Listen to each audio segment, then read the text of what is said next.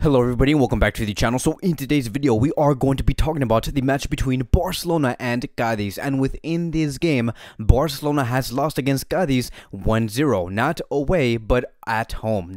Barcelona did lose at home at the Camp Nou, and it was because Barcelona could not deal with the adversity coming from Cadiz. When they are in a place where things get very complicated, Barcelona cannot react. Barcelona do not react quickly enough, and Barcelona failed to capitalize off of those first 20 to 25 minutes because Barcelona simply do not have the capability to do so. That is what we did see within today's game. Now, again, like in every video and like for the past 4 games, I'm just going to continue to go with the exact same approach. I'm sorry that I'm not going to be editing this video.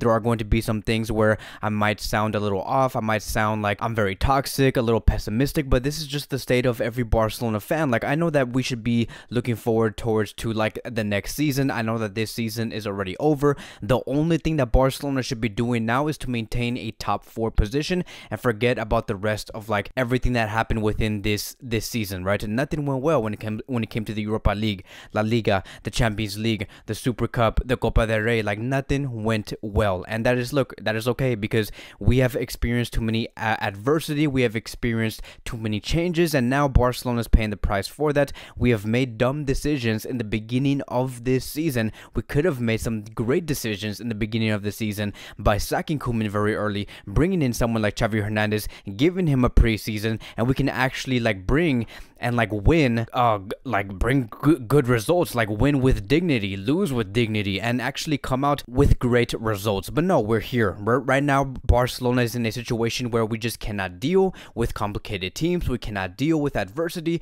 We have lost against Frankfurt. We have lost against Cadiz, and right now, Barcelona just cannot react. That is just not the type of team this Barcelona is right now, and hopefully, when we go into that summer, we do make some massive changes mentally, especially mentally. Not even physically, but mentally. So what we are going to be doing within this video is I am going to be talking about the first half, the second half, and then just give my overall conclusion of this whole game. There's not really much that I am going to be talking about when it comes to this game, because Barcelona just continued to come out with the exact same thing, and we continue to talk about the exact same thing. We play so well. We bring so many opportunities. Dembele plays so good. Dest plays so good. Certain players play so well, but in the end, only for Barcelona to lose 1-0, 2-1, 3-1 is the exact same story. So let's go into the first half, and look, Barcelona obviously looked very motivated.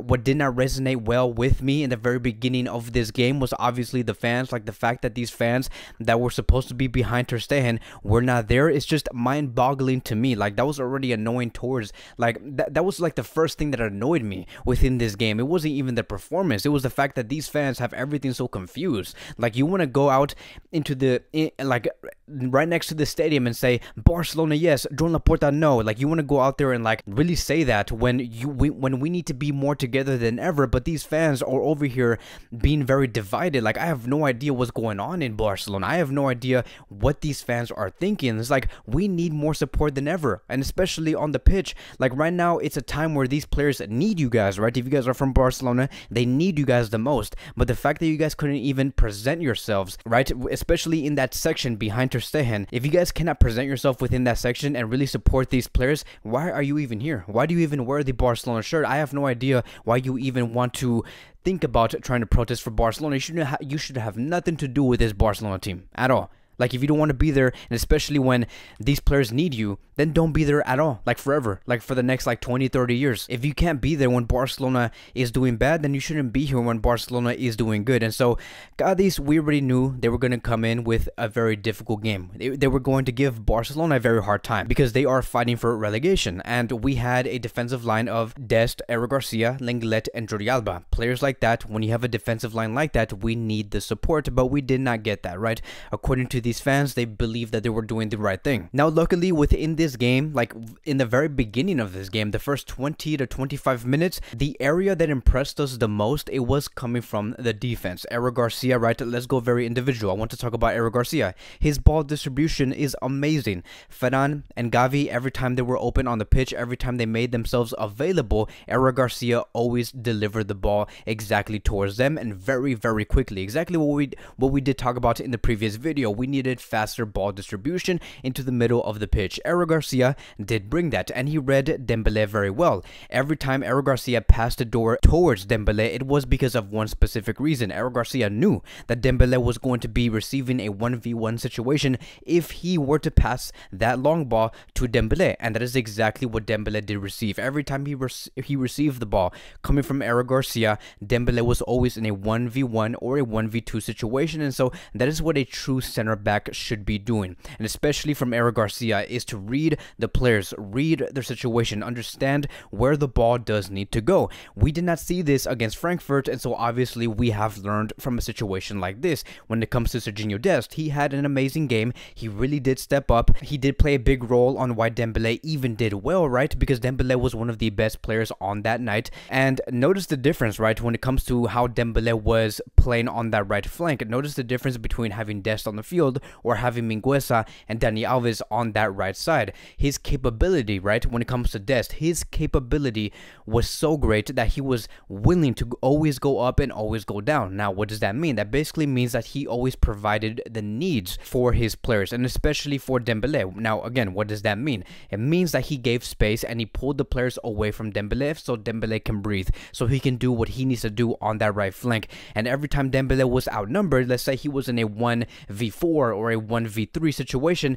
Dest was always there to combine with him or offer that run in order for him to receive a through ball coming from Dembele. Dest was basically Dembele's best friend on this night, and so it was a complete performance when it comes to the duel between Dest and Dembele. This is exactly what we have been wanting to see since the day Dest did arrive at Barcelona, was to see a great duel between Dest and Dembele, and we saw that exactly on this night. Now, when it comes to Dembele himself, right, he had a monstrous performance. He was the best creator. He was the best player to bring out all of these great opportunities to score. He is literally Barcelona's attack, and you always feel like something was going to happen. You always felt like every time Dembele received the ball on that right flank that there was something, right? Something was going to happen, something dangerous. Like the fans were always applauding. The fans stood up every time Dembele received the ball. And so, yes, he made many crosses into the box, but we could not convert, mainly because of the absence of Memphis Depay. Memphis Depay was there on the pitch, but he rarely did anything. And so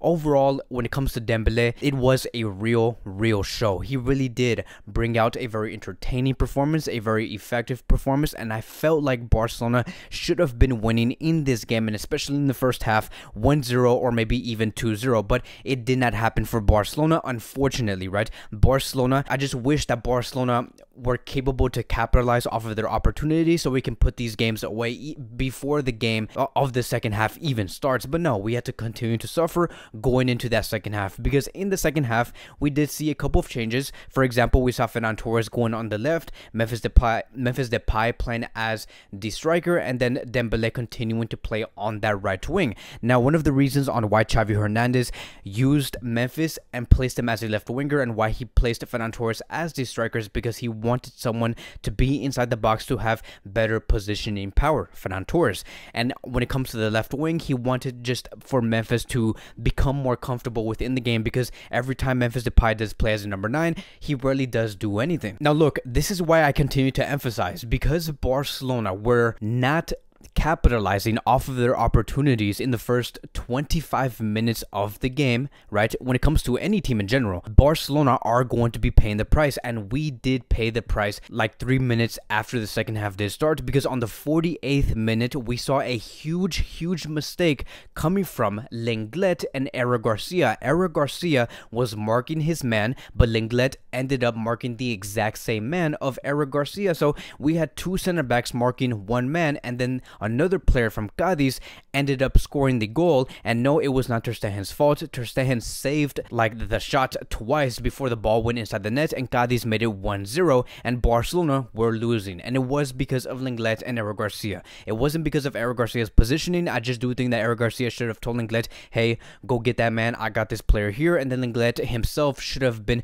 very self-aware of what was going on inside the box. But this is like what we expected coming from a duel like this. Like, there was no experience when it comes to Lenglet and Eric Garcia. They barely do play with one another on the field, and I just felt like looking at how Barcelona were playing on the field in those first 48-50 minutes of the game, like against Cadiz, Barcelona deserved more, but they got punished because of the ridiculous mistakes coming from Lenglet and Eric Garcia, but mainly with Lenglet, and Barcelona did not deserve that. It was like, so again, this is why I emphasize so much, and this is what's going to get Barcelona away from adversity, from all of these like nerve-wracking moments. Is it's always important to be very definitive in the first 20 to 25 minutes, and this is going to be something that I hope Xavi does work on throughout the summer, and by the time we do head in the beginning of like next season, right? I hope that Barcelona do get better in situations like this, because after this,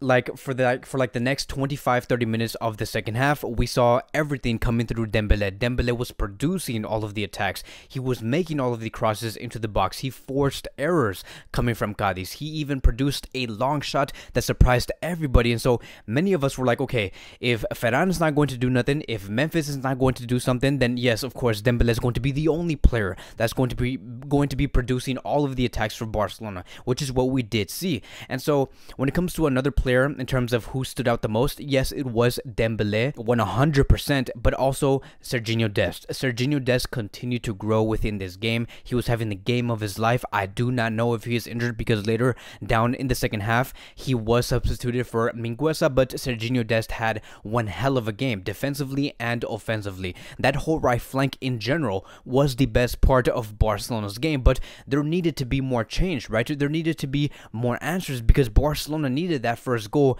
within the second half, because after we saw Cadiz see that huge chance where they could have made it 2-0 on the 74th minute, where we saw Lenglet fail on a tackle, we're like, okay, Barcelona need to do something else, because yes, Dembele is doing great, but we need much more. And so 3 minutes later, after that huge chance coming from Cadiz where they could have made it 2-0, on the 77th minute, we saw Luke de Jong and Adama Traoré enter the match, right? Luke de Jong and Adama Traoré, we had Lenglet and Frankie de Jong leaving, and then we saw a huge shift within the formation and the starting 11 in the second half. Because of these two substitutions, Xavi Hernandez went for a 3-3-4, meaning that we saw Dest on the right, Eric Garcia in the center, and Alba on the left, right? A three-man defensive line. Then we had a three-man midfield, right? Hear me out. We saw a three-man midfield of Gavi, Busquets, and Ferran Torres. Yes, Ferran Torres was one of the interiors for Barcelona in the last 10 to 15 minutes of the second half. And then when it comes to the front four, not front three, but the front four, Adama Traoré was playing as a right winger. Aubameyang, Luke de Jong were the strikers, and then Dembele was on the left wing. This literally, just by looking at a starting 11 like this, looking at these players, seeing how these players were set up, it just screams crossing into the box and hope for the best, right? Fingers crossed. It was Dembele and Adama producing all of those crosses into the box, having Aubameyang and Luke de Jong always looking for those headers. And so it was a strong idea, right? And it was a strange idea, but it was necessary. But of course, in those last 10-15 minutes, after Barcelona were trying extremely hard to try and find that goal, Barcelona did not do that in the end, and that is why Barcelona did lose against Cadiz 1-0. It's just a ridiculous game. I really have nothing much to say. It's the exact same story. Barcelona continued to go into that rabbit hole that they never wanted to be in. And because of this loss, it does say here, according to Mundo Deportivo, that Barcelona have suffered 2 consecutive home defeats for the first time since April 2003. And that is it, right? And nothing more. Like I've said in the beginning of this video, the only thing I want Barcelona to focus on is to just maintain a top 4 position, whether it's first, second, third, fourth, I do not care. Barcelona need to wrap this season as soon as like it's done, and that's it. Like I just want Barcelona to be in the Champions League next season. Let's try to improve throughout the summer, and I hope in the end, right? And I'm speaking for every Barcelona fan that's watching this YouTube video right now. Let's not go up against Xavi and say that Xavi is not the coach for Barcelona. He has an idea for this squad. Yes, he has experienced a lot of adversity, a lot of like nerve-wracking moments. Yes, we have also experienced a lot of headaches within this Barcelona season under Xavi Hernandez, but that does not mean that we should be switching coaches. Xavi does have a clear plan. He does need time. I do believe that once he does have a preseason under his belt, a full transfer window under his belt, Xavi Hernandez can do a lot for this club, and we do need to be more together than ever. We just have to, again, try to get our best result for the next like 7 games and to maintain a top 4 position. But that is going to be wrapping up today's Barcelona post-match review. Thank you guys so much for watching. If you guys are new here, welcome to the channel. Please like, subscribe, comment, and I will see you guys in the next video.